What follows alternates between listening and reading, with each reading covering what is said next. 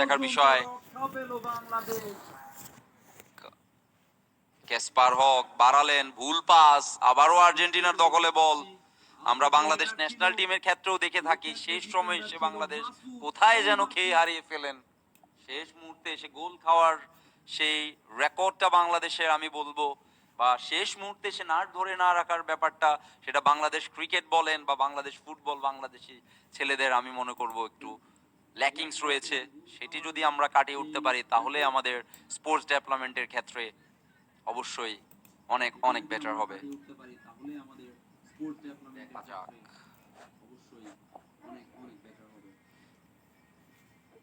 ইব্রাহিম বলটি রিকভার করলেন, কিন্তু ভুল পাস। সুন্দর একটি অ্যাটাক হতে পারতো, এই কি করলেন?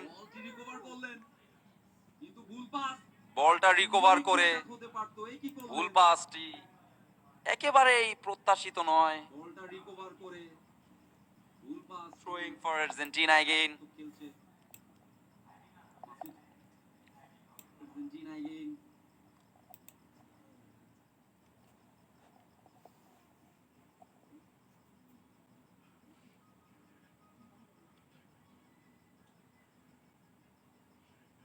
কামাল ক্লিয়ার করলেন, সেই ক্ষেত্রে 11 নম্বর জার্সি পরিহিত খেলোয়াড়।